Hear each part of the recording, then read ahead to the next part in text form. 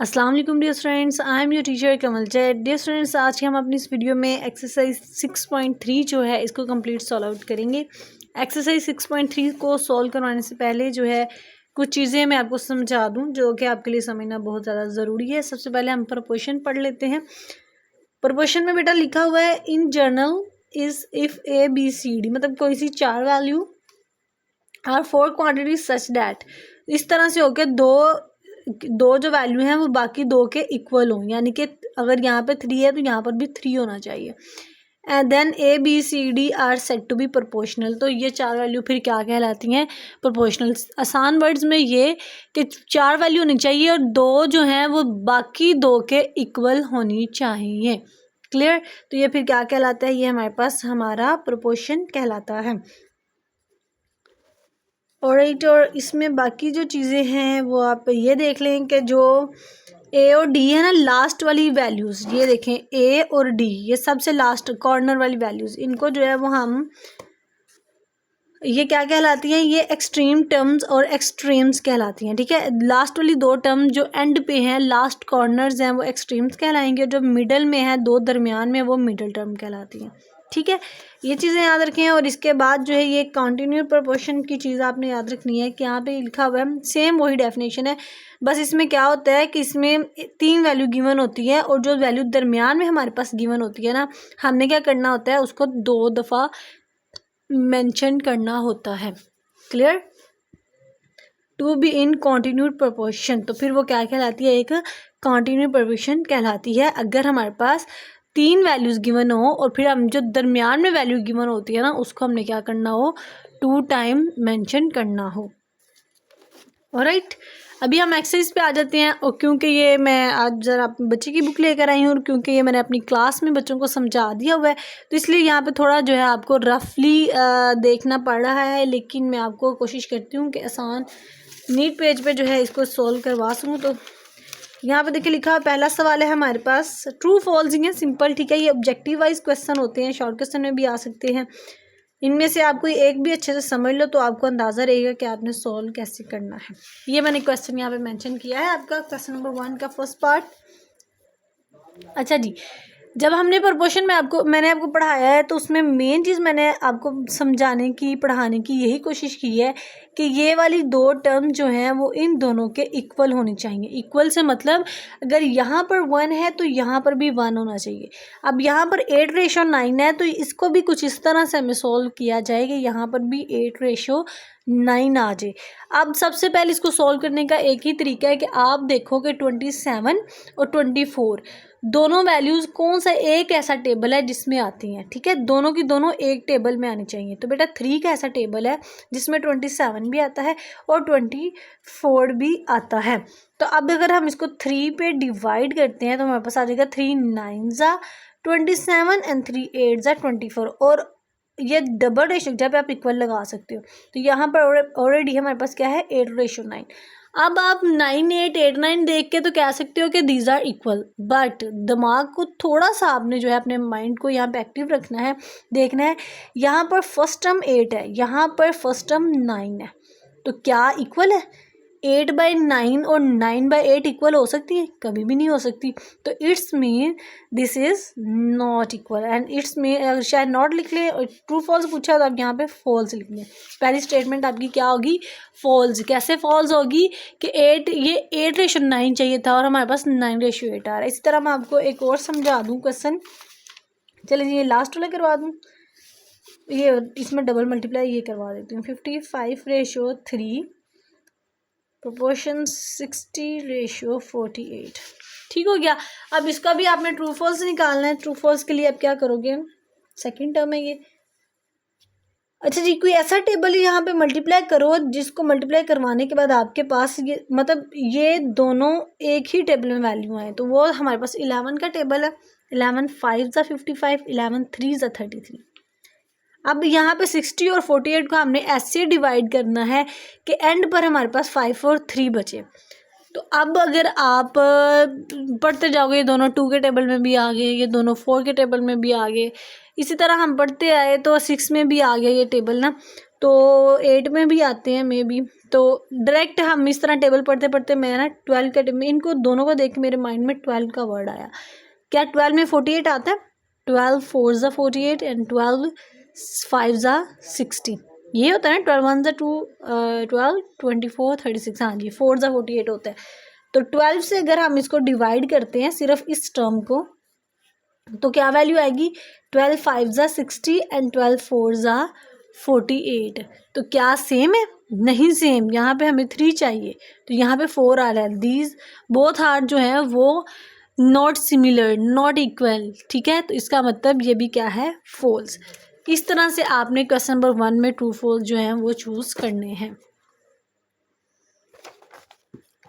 Question 2 पे आ जाते हैं जी। क्वेश्चन अगर आपको याद है 6.1 में मैंने आपको लास्ट क्वेश्चन नंबर 10 करवाया था, जैसे वो वाला सवाल है वैसे ही ये बाकी सारी फिल इन द ब्लैंक होनी है। ये भी यहाँ पे थोड़ा ज़रा कह सकते हैं कि काफ़ी बुरे तरीके से सोल्व हुआ है। चले मैं यहाँ पे आपको करवा देती हूँ। पहले मैं आपको थर्ड वाला पार्ट करवा देती हूँ। लिखा हुआ है 4 बुक्स रेशियो 6 बुक्स, और फिर फिल इन द ब्लैंक्स है, और फिर है 66 बुक्स। ठीक है, क्लियर? ऑलराइट जी। अब यहाँ पे देखो, यहाँ पे 4 है और यहाँ पे 6 है। अगर हम बुक्स ना भी यूज़ करें तो 4 ये नहीं आएगा इक्वल, यहाँ पे 4 रेशियो 6 आ गया। अब मजीद अगर हम इसको कट आउट करें तो 2 के टेबल से हो जाएगा 2 2 ज़ा 4 एंड 2 3 ज़ा 6। अब यहाँ पे तो 66 है, तो फिर यहाँ पर क्या आएगा? ऐसा वर्ड आना चाहिए यहाँ तो उसका, यहाँ पे क्या आंसर आया? सोल्व करने के बाद 2 आना चाहिए और इस तरफ 3 आना चाहिए। ठीक है, तो यहाँ पर देखें सबसे पहले मैं 44 ऐड करती हूँ ना। 44 कैसे ऐड किया जाएगा? ये देखें 4 6 ज़ा, अब ये समझ लो यहाँ पर अगर 66 है तो फिर यहाँ पर क्या आ जाएगा आपके पास? ऐसा कौन सा नंबर है 66 का कि इसको उसके साथ ऐसे नंबर के साथ डिवाइड किया जाए कि 6 आए। आप बाकी वैल्यू छोड़ दो, यहाँ पे 66 है ना, तो आप 66 को ऐसे किस नंबर के साथ डिवाइड करोगे कि आपके पास 6 आए? तो 6 को अगर 11 से डिवाइड किया जाए तो 11 6 ज़ा 66। तो उसी तरह 4 लाने के लिए हम क्या करेंगे? 11 4 ज़ा 44। तो बस इक्वल ही लेके आना था, ज़रूरत नहीं आगे सॉल्व करें। अगर आप इसको सॉल्व भी करना चाहते हैं तो आप आगे कर सकते हैं, लेकिन क्योंकि हमने सिर्फ इक्वल वैल्यू लेके आनी थी तो हमने इस तरह ले आए कि 11 को 6 तक टेबल पढ़ेंगे तो 66 आ जाएगा, और 11 का टेबल 4 तक पढ़ोगे तो 44 आ जाएगा। इस तरह से आपने ये वाली फिल इन द ब्लैंक्स भी सॉल्व कर लेनी है। क्वेश्चन 3 की तरफ बात करें तो क्वेश्चन नंबर 3 है are the following in proportion verify using the rule. तो रूल यूज़ करते हुए आपने जो है नीचे जो आपको प्रोपोर्शन दी गई है ना वो आपने बतानी है कि वो सेम हो। अब रूल क्या है? रूल है प्रोडक्ट ऑफ एक्सट्रीम्स। एक्सट्रीम्स क्या होता है? लास्ट वाली वैल्यू, जैसे कि यहाँ पे 30 और ये जैसे यहाँ पे 66 और 4 बन रहा है। और प्रोडक्ट ऑफ मीन्स का मतलब क्या होगा? प्रोडक्ट ऑफ मीन्स का मतलब होता है कि आपके पास जो मिडल वाली वैल्यू है, ठीक है, ये वाली जो मिडल वैल्यूज आ रही हैं ये वाली, अब आपने इनको इस तरह से अरेंज करना है कि आपके पास सेम टू सेम वो वाली कंडीशन को फॉलो करके ये इक्वल आ रही हो। अब इसको फाइंड आउट करने का आसान तरीका यही है कि आप मल्टीप्लाई डिवाइड करना शुरू कर दो। अब 25 और 60 दोनों किस सेम टेबल में आ सकते हैं? दोनों 5 में आ सकते हैं। इनको 5 पे कट आउट करो, इसको भी 5 पे कट आउट करो। देखो लास्ट पे आंसर दोनों तरफ इक्वल नहीं आएगा। इक्वल नहीं आएगा तो हमने नो लिख देना है, और जिसका दोनों तरफ आंसर इक्वल आ जाए, जैसे कि यहाँ पे देखो हमने इसको कट आउट किया 5 10 ज़ा 5 10 हमारे पास आ गया 50 एंड 5 2 ज़ा 10 5 5 ज़ा। तो अब फिर इसको करेंगे 5 2 से करते हैं, हाँ 5 2 ज़ा 10 एंड 5 5 ज़ा। तो हमारे पास लास्ट अमाउंट क्या बची? 5 रेशियो 2। और उसी तरह यहाँ पे भी करो 4 2 ज़ा एंड 4 5 ज़ा। तो 5 रेशियो 2 5 रेशियो 2 इक्वल आंसर आ गया। तो इट्स मीन यस कि ये जो है वो रूल को फॉलो कर रहा है। इस तरह आपके पास पहली 2 वैल्यू को सॉल्व करने का आंसर और बाकी वाली 2 वैल्यू को सॉल्व करने का आंसर इक्वल आएगा। तो आपका मतलब उसका मतलब होगा कि ये ट्रू है, अदरवाइज क्या कर देंगे आप? उसको फॉल्स कर देंगे। इसी तरह क्वेश्चन 4 है arrange the following two so that they are in proportion. तो आपने प्रोपोर्शन को देखते हुए जो है इनको अरेंज करना है कि पहली 2 वैल्यू सेम टेबल में आनी चाहिए और अगली 2 भी सेम में आनी चाहिए। तो अब यहाँ पे देखो क्या 15 और 24 किसी कोई ऐसा टेबल है जिसमें सेम आते हैं? तो नहीं आता। तो 24 और 48 सेम टेबल में आ सकते हैं। इस तरह हमने फिर 15:30 करेंगे और फिर रेशो 24:48 करेंगे। आपने क्या करना है, दो वैल्यू वो वाली लेनी है जो कि सेम टेबल में आती हैं और बाकी बचने वाली भी 2 वैल्यू सेम टेबल में है। इस तरह से आपने जो है इसको तरतीब देनी है। ठीक है, क्वेश्चन नंबर 5 की बात कर लेते हैं। क्वेश्चन नंबर 5 में लिखा हुआ है verify that 20, 80, 320 are in continued proportion. तो कॉन्टिन्यूड प्रोपोर्शन की मैंने आपको डेफिनेशन पढ़ाई थी कि उसमें लिखा हुआ है कि अगर 3 वैल्यू हमारे पास गिवन हो और दरमियान वाली वैल्यू को हम क्या करें, 2 टाइम लिखकर अपनी प्रोपोर्शन फाइंड आउट करने। तो सिंपल सा क्वेश्चन है। यहाँ पे देखें जी, नोट्स पे आ जाते हैं।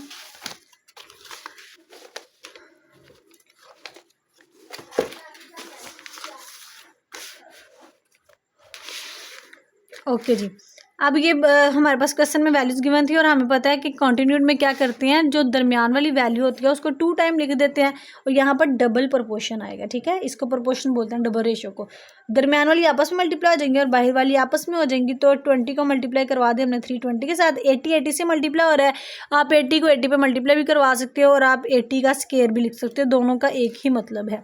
तो 80 को 80 पे मल्टीप्लाई करो या 80 का स्क्वायर फाइंड आउट करो तो उसकी वैल्यू होती है 6400। आप इस तरह से 80 को 80 पे मल्टीप्लाई करके आंसर फाइंड आउट कर सकते हैं। तो फिर 32 को 20 पे मल्टीप्लाई करोगे तो इसका भी 6400 आ जाएगा। तो दोनों तरफ देखो आंसर सेम है। हमें प्रोपोर्शन रेशियो यही सिखाता है ना कि दोनों तरफ आंसर सेम आना चाहिए। तो उसका मतलब होता है कि हमारा आंसर ठीक है, दुरुस्त है, हमारा मेथड, हमारी प्रोपोर्शन ठीक है। तो इसका मतलब both sides are equal, then the number are continued proportion. तो ये क्या है, कॉन्टिन्यूड प्रोपोर्शन। अगर दोनों का आंसर डिफरेंट आता तो फिर हम कह देते जी ये कॉन्टिन्यूड प्रोपोर्शन नहीं है। क्वेश्चन 6 के 3 पार्ट हैं। लिखा हुआ है find the value of x such that the following numbers are in continued proportion. इसका भी सिंपल, हमने कॉन्टिन्यूड प्रोपोर्शन फाइंड करनी है और उसके लिए यही दरमियान वाली जो वैल्यू है उसको 2 टाइम लिख के फिर एक दूसरे के साथ हमने जो है वो मल्टीप्लाई करवा देना है। So simple. यहाँ पे देखिए दरमियान में एक्स है तो एक्स को 2 टाइम लिखेंगे, एक्स एक्स से होगा तो एक्स स्क्वायर और 147 से मल्टीप्लाई होगा तो आ जाएगा 441। अब क्योंकि हमें इनका स्क्वायर रूट फाइंड करना है, स्क्वायर रूट फाइंड करने के लिए एक्स के ऊपर जो स्क्वायर है वो स्क्वायर रूट से कट आउट हो जाएगा और 441 का स्क्वायर होता है, स्क्वायर रूट होता है 21। ये आपने याद रखना है। अगर याद नहीं है तो आप जो है वो इस तरह से जो है वो कैलकुलेटर से डायरेक्ट फाइंड कर सकते हैं 441। नहीं तो आप वो HCF LCM, ये अगर आपको अभी तक मेरा ख्याल है कि आपने नहीं पढ़ा ये वाला स्क्वायर रूट वाला मेथड, ठीक है, तो इसलिए आप इसको कैलकुलेटर से ही फाइंड कर लें। नेक्स्ट अगर आपका कोई टॉपिक आएगा तो फिर मैं स्क्वायर रूट को आपको बता दूंगी कि हैंड से कैसे फाइंड आउट करते हैं। इस तरह आप देखें यहाँ पे 20 आ रहा है मिड पे, तो हम 20 को 2 टाइम लिखेंगे, बाहर वाली वैल्यू आपस में मल्टीप्लाई हो जाएंगी, अंदर वाली आपस में हो जाएगी। 20 का स्क्वायर 400 होता है, 25x 25x आ जाएगा। ठीक है, अब क्योंकि हमें x चाहिए तो मैंने इनकी डायरेक्शन सीधी की है और 25x के साथ मल्टीप्लाई हो रहा था, 400 के साथ जाके डिवाइड हो जाएगा। तो 400 को 25 पे डिवाइड करो, सिंपल इस वे में जाके आप 25 को डिवाइड करो 400 के साथ तो आपके पास आंसर आ जाएगा 16। तो आ गया 16। इसी तरह आप इसको सॉल्व करो। अब यहाँ पे मिड में 12 है तो 12 को 2 टाइम लिखो, 9x आ जाएगा। 12 जा हमारे पास 144 आ जाएगा। अब 9x है ना, अब क्यों इसकी भी डायरेक्शन मैंने सीधी की है। अब 9x के साथ मल्टीप्लाई हो रहा है और 144 के साथ अगर डिवाइड हो जाएगा तो 9 का टेबल 16 टाइम पढ़ो तो हमारे पास 144 आता है। तो ये लेंगे क्वेश्चन नंबर 6 भी हमने जो है वो सॉल्व कर लिया है। क्वेश्चन नंबर 7 की तरफ मूव करेंगे। अभी लिखा हुआ है a rectangular field is 63 metre long, its sides are in the ratio of 9:4, find its breadth. ठीक है, अब आपने क्या करना है, एक रेक्टेंगुलर फील्ड जो है आपके पास गिवन आउट है और आपने सिंपल जो है उसकी अब ब्रेथ फाइंड करनी है, जबकि उसकी रेशियो दे दी गई है और उसकी अगर हमें ब्रेथ फाइंड आउट करनी है तो ये फिर क्या है, लॉन्ग है। लॉन्ग का मतलब ये हाइट है। तो अगर पहले हाइट का जिक्र है तो पहले वाली रेशियो भी किसकी होगी, हाइट की होगी। ये ज़रा आपने कॉमन सेंस वाली बातें होती हैं, इनको ज़रा इग्नोर ना किया करें, अच्छे से आप अपने माइंड में बिठा लिया करें। अच्छा जी x63 है, ठीक है, यानी कि उसकी जो पूरी की पूरी फील्ड है रेक्टेंगल फील्ड वो क्या है 63, तो इसको x रख लिया। अब यहाँ पर देखें हमें 63 को 9 पे डिवाइड करना है। 9 पे डिवाइड क्यों किया बेटा, क्योंकि रेशो 9.4 थी और लॉन्ग मतलब हाइट है तो वो 9 हो जाएगा, और विड्थ बाद में, ब्रेथ जो वर्ड यानी कि विड्थ है चौड़ाई है तो वो बाद वाला लफ्ज़ बाद में, यानी कि ब्रीथ को 4 रिप्रेजेंट कर रहा है और हाइट को 9 रिप्रेजेंट कर रहा है। तो यहाँ पर हमने 63 को 9 पे डिवाइड किया तो हमारे पास 9 7 से 63 होता है, तो x इक्वल टू हमारे पास 7 आ गया। अब क्योंकि हमें ब्रीथ फाइंड करनी थी तो ब्रीथ को हमने क्या रखा है 4 रखा है, तो 4 को हम मल्टीप्लाई करवा देंगे 7 के साथ। 4 7 28 मीटर, तो हमने कह दिया जी हमारे पास जो ब्रीथ है वो कितनी है 28 मीटर। That's it clear. और एक जी क्वेश्चन नंबर 8 की तरफ चलते हैं। तो क्वेश्चन नंबर 8 में है Lubna is 18 years old, her younger brother age and her age in the ratio. अब लुबना जो है वो 18 साल की है, उसकी एज और उसके भाई की एज की रेशो निकाली गई है तो वो आई है 7:9, यानी कि उसका जो भाई है वो 2 गुना ज़्यादा है उससे। How old is her brother, तो हमने बताना है कि उसके भाई की एग्जैक्ट एज जो है वो क्या होगी। तो सिंपल ये वो चीज़ें लिखी है मैंने जो कि हमें गिवन थी। तो ब्रदर एज 7x आ गया और लुबना एज 9x आ गया, क्योंकि हमने फाइंड आउट करना था base question brother age and her age. पहले किसका लफ्ज़ आया है ब्रदर का, तो पहले अगर ब्रदर है तो पहले वाली रेशो किसकी होगी ब्रदर की। दूसरा अगर उस वो है हर एज मतलब वो अपनी उसकी लुबना की बात हो रही है तो वही दूसरा नंबर किसको रिप्रेजेंट करेगा लुबना को। तो अब लुबना 2 साल ज़्यादा लग रही है, ठीक है, 9 रेशो लुबना को मिल रही है। तो हमने जो है इनकी रेशोस निकाल ली। अब क्योंकि लुबना की उम्र हमें गिवन है ना तो लुबना की ही हमने परसेंटेज लेनी है, तो वो है 9x इक्वल 18। 9 इधर मल्टीप्लाई हो रहा है, इधर आके डिवाइड हो जाएगा। 9 1 ज़ा 9, 9 2 ज़ा 18, तो x जो है वो हमारे पास क्या आ जाएगा 2। क्लियर। तो यानी कि लुबना, अब हमने x क्या फाइंड कर लिया 2। अब क्योंकि ब्रदर की एज फाइंड करनी थी तो ब्रदर की परसेंटेज क्या है 7x, तो 7 को 2 पे मल्टीप्लाई कर देंगे तो 7 2 ज़ा 14, तो यानी कि उसके ब्रदर की एज क्या आ गई 14 ईयर। ये आप देख सकते हैं हमने ब्रदर एज फाइंड आउट कर लिया। अच्छा जी, उसके बाद लिखा हुआ है a car can travel 78 kilometre using 6 litre of petrol. एक कार ने जो है वो 6 लीटर पेट्रोल यूज़ करते हुए 78 किलोमीटर का सफ़र जो है वो तय किया है। By using ratio and proportion method find how much petrol will be needed for travelling a distance of. अगर यहाँ पे देखो 78 किलोमीटर के लिए पेट्रोल कितना लगा 6 लीटर, और अगर 325 किलोमीटर का सफ़र किया जाए तो फिर उसके लिए कितना पेट्रोल लगेगा। एक्चुअली है हमने फाइंड करना है, क्या फाइंड करना है पेट्रोल फाइंड आउट करना है। अब सिंपल हम अपने क्वेश्चन पे आ जाते हैं। यहाँ पे जो चीज़ें हमें गिवन थी वो मैंने लिख ली कि अब सबसे पहले हमें पता होना चाहिए कि 1 लीटर जो है 1 किलोमीटर के लिए कितना लीटर पेट्रोल लगा है।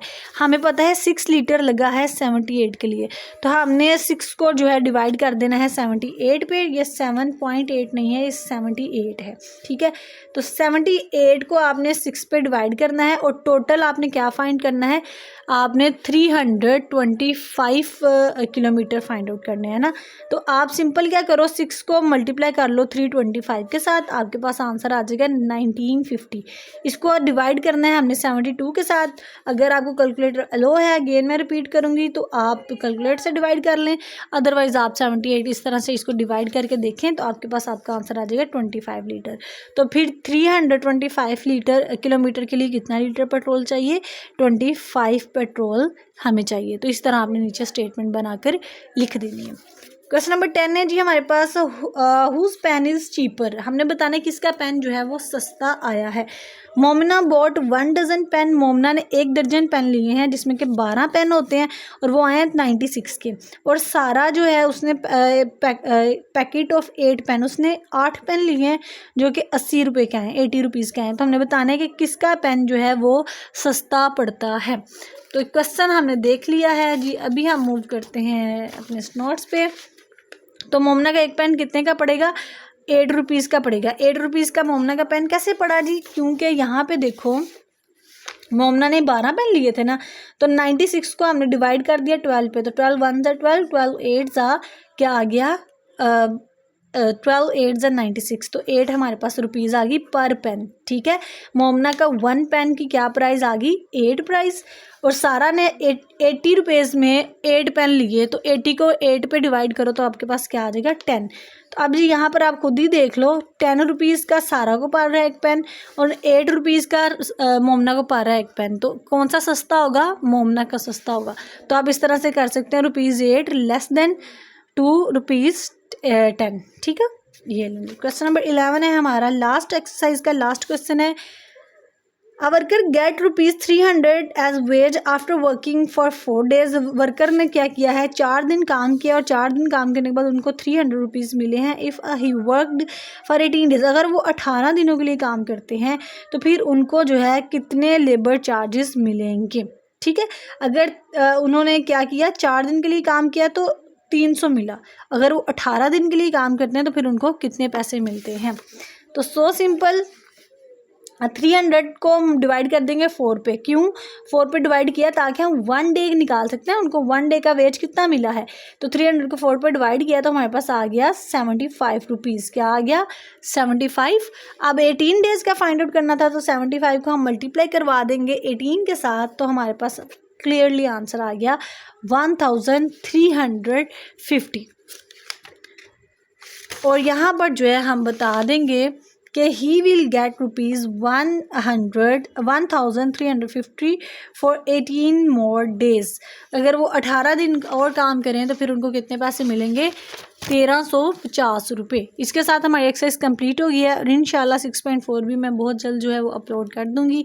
आप लोगों से रिक्वेस्ट है, चैनल सब्सक्राइब कर लें, दोस्तों के साथ शेयर कर दें, और बस दुआ में याद रखिएगा। अल्लाह हाफिज़।